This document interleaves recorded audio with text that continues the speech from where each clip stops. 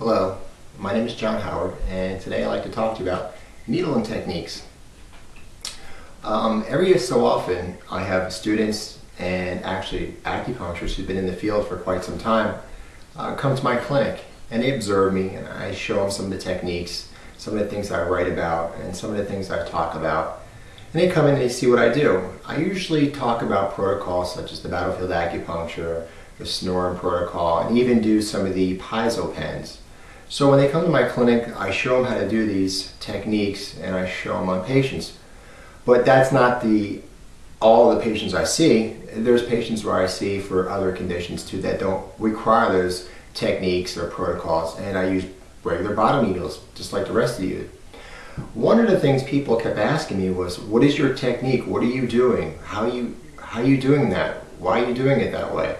I thought everybody did the way I insert needles, and I guess they don't. I've been to other people's clinics and I saw the way they insert needles, and I'm not saying one way is right or one way is wrong. I'm just going to show you what I do and tell you how it works for me, and hopefully you can take it into your practice and use it like I do. So over the next few days, the few weeks, I'm going to be posting my videos on YouTube into my account, and you can actually see me inserting needles, some of the techniques I use, and tell you about some of the needles I use. First of all, let me just tell you about some of the needles I use. I use usually 1-inch needles. The needles I like to use are Sarins. I like to use the L gauge.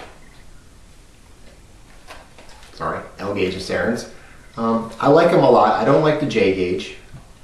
I had a teacher who told me once that he likes to be a Puritan, a purist, and he didn't think that they made plastic about 3,000 years ago. He had a point. The other needles I also use in my clinic are the DBCs, also 1-inch, and I believe they're all 32 to 34 gauge I use. That's the staple of my needling, is 32 to 34 gauge. I love the Hawato needles. I really like the Hawato needles because they have a copper handle with a stainless steel shaft. I like the polarity, the north and south. The only thing I don't like about the Hawato needles is they have like a little knob on top from the twisting of the copper, and whenever I tap it in the guide tube, most of the times it will bend and kind of the top of it will hit the top of the guide tube, and it will kind of slow itself down, and it might be a little painful. But I really like the copper and the stainless steel, and I'm actually in the process of creating a needle right now and getting a patent that would be better than what I'm using currently, and it would be a lot more smoother, kind of like the L gauge or the DVC needles. So that being said, also one of the other things I noticed about the Hawatos is I really like them because of the copper and metal, but the quality of them, and even some of the Hawatos and the Carbos, I've noticed that they're not the same quality as the Sarins.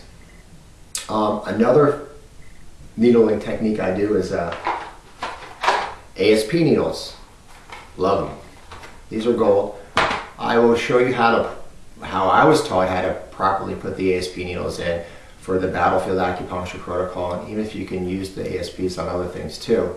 I'll even talk about why I use gold, when would you use the stainless steel, and when would you use the titanium. I'll get into all that and show you the technique on how to properly put in the ASP needles. Another needle you might see me use is the Spinex. I love these needles. These are also great. These are the 4 millimeters. I like using the 3 or the 6. The 4 is, I don't know, it's like the medium size for me. I like the long ones because I can thread it in the ear and get more than one point. Or if I'm just going to do one point, I'll do the 3 millimeters. When you do 4, it's a little longer than the 3, and when you're actually putting it in the ear, well, at least for me, it's a little wobbly. It's more painful than the 3. The 6 I'm more proficient at than I am the 4. Don't know why. I also have a few other needles too I use, like hand needles, Korean hand needles, and I even have some cool devices to insert the needles so you really don't even feel them. So these are some of the things I'm going to be talking about, how to properly put these needles in the way I do. It's great for channeling, channel therapy, meridian therapy, Dr. Tan, Master Tong's points, and it's even good for when you use electrical stimulation and moxa. because like I said, I thread the needle in a little bit into the meridian, and it spreads out the electric, or it spreads out the heat into the meridian, so you get the point plus. So I'm going to be talking about some of these things, like I said, over the next course of a couple days to a couple weeks. And hopefully you'll learn something from me, and I'm glad I can give you something. And if you have any techniques or want to tell me something, feel free to send them to me, because I write for the Maryland Acupuncture Society newsletter. We're always looking for great articles. It could be an article on such as needling technique or anything you write about.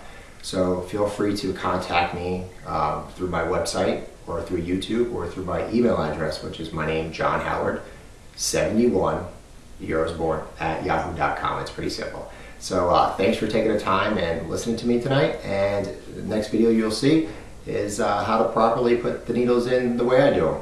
Thank you.